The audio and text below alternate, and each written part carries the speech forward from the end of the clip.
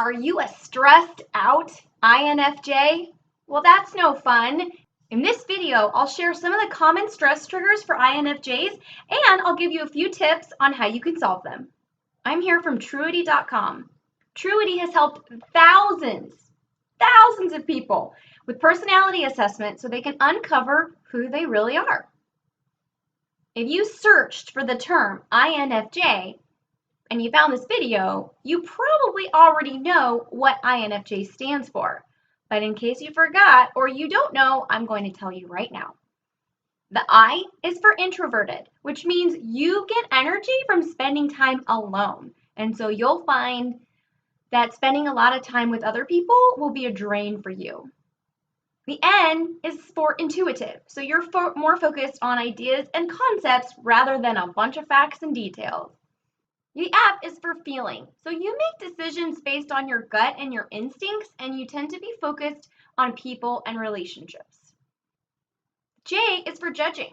So you're somebody who likes organization, structure, and you really like to know what to expect next.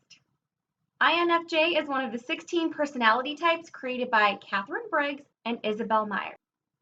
And I want you to know something. If you are an INFJ, you, my friend, are very rare. Less than 2% of the general population are INFJs.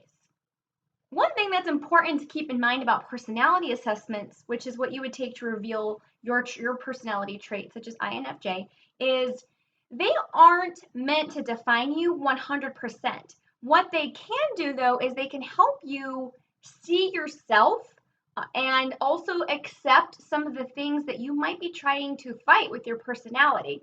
And so when you take a personality assessment and you get this four-letter acronym, it is not a definition of who you are, but rather it is a tool to use to help you navigate life. So you can see where you fit in life, you can see how you relate to other people, and you can start to notice some different patterns that you might have and some different ways that you can reduce your stress and make your life easier by knowing yourself.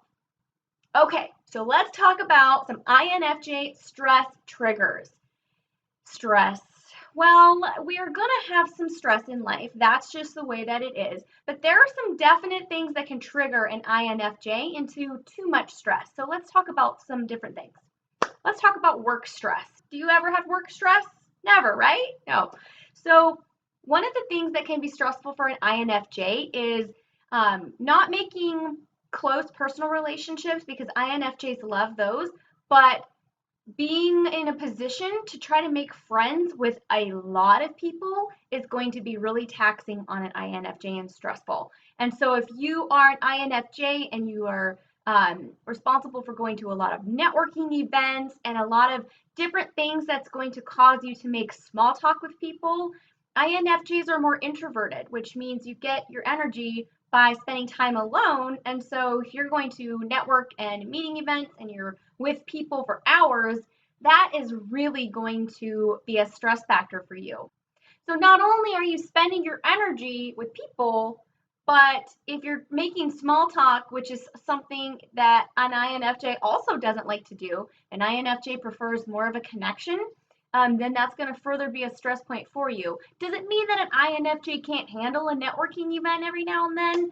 Absolutely not. However, if you were to stack these events on top of each other, and if you were to have a really busy networking day in the office meeting a lot of people or out in the field, and then combined with, let's say, a networking event at night, then that is definitely going to be a stress trigger for you. You're going to be exhausted. You're going to need to take some time to recoup from that for sure.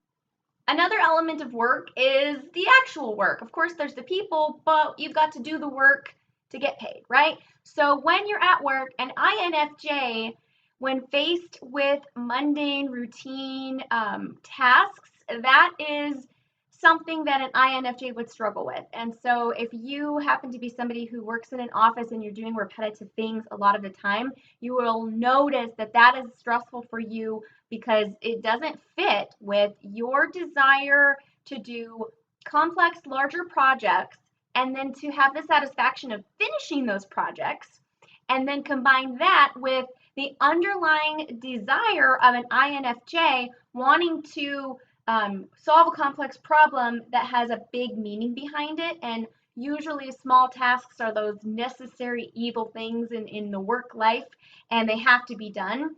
But for an INFJ, too much of that is going to be stressful for you. Another stress point for INFJs with their work is the P word, perfectionism. So an INFJ could analyze something to death, trying to get it just right and trying to really deliver a high quality result and product. And that is a good thing until it's not a good thing. At which point you need to just calm yourself down, let yourself off the hook for having it be perfect, and stop spending your time doing it. Just let it out.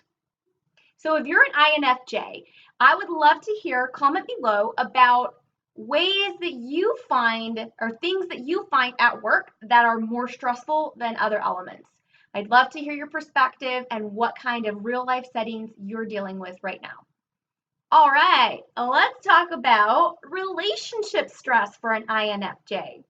INFJs don't tend to love sharing their emotions and being vulnerable. And so if an INFJ is in a relationship, and whether it's a romantic relationship or just a friend relationship, INFJs are amazing listeners. And so they'll be the first to allow somebody else to dump all their, their complaints and their vent sessions. They'll be the first to allow that to happen. But when it comes to them reciprocating that, it's really challenging for INFJs because they typically like to keep that sort of thing private, and they don't love sharing their feelings and emotions with other people. And so, of course, that can come as a challenge in relationships, because if you're not being honest and letting the other person know how you're feeling, or if there's something you're struggling with, then of course they don't get the reciprocation that they might need, and topics, things aren't discussed. Another part of the INFJ not loving to be vulnerable and emotional is because INFJs like to be really strong, and they like to do things on their own. And sometimes when you are opening up to somebody else and you're letting them in on your problems, it can be viewed as a sign of asking for help, and INFJs don't like to ask for help. So that can cause a challenge and be stressful. Another aspect of relationship stress for INFJs is that personality trait can tend to store up the little pieces of things that go wrong in a relationship until finally it's just so big that it's an explosion, rather than dealing with each one as they come. And that's because an INFJ likes for things to be in harmony. And so it's not that an INFJ can't handle confrontation, but they just prefer for things to go smoothly, and so they'll let those things stack up, add up until it's becoming a problem. And then another way of relationship stress is, and again, not necessarily romantic, but is too much small talk. And so an INFJ wouldn't necessarily enjoy a social outing where it's really casual and it's chatty and it's cocktail hour. An INFJ would more prefer a evening, maybe a dinner with a really close friend, or something that has specific topics of conversation that an INFJ would find meaning in or find value with their desire to impact positive change for humanity. Another stress trigger for INFJs are other personality traits. So there are 4 personality traits that an INFJ might find a bit bothersome, and I'm going to tell you what they are. The 4 types that are most likely to cause an INFJ conflict are ISTP, ESTP, ESTJ, and ESFP. Of course, they're not bad people, they just are very different from an INFJ. And so they might be motivated by different factors that an INFJ doesn't understand. And the other personality types don't necessarily share the same desire that an INFJ has to impact humanity with positive change. They might have other motives and think other things are important, and an INFJ doesn't understand that. And you'll notice that 3 of the 4 of those potentially bothersome personality traits are extroverted. And so an INFJ is introverted by nature, and so then when trying to blend with an extrovert, sometimes there can be some friction from that dynamic alone. And so you've got somebody who is more reflective and contemplative, a little more quiet. Not that they don't speak, but just a little more on the quiet side. And then you get somebody that's extroverted, and in these cases, they may be boisterous and like so high energy and on all the time. And an INFJ, they're just like, oh, that is too much for me. And that's okay. If you can find a way to communicate with these different styles that might rub you the wrong way, it could be stressful, but you will likely learn a lot from them. So here are some tips to reduce your INFJ stress levels. Self-care for an INFJ is very, very important. And you might take some reflective time to really figure out what you need to be your best self and reduce your stress.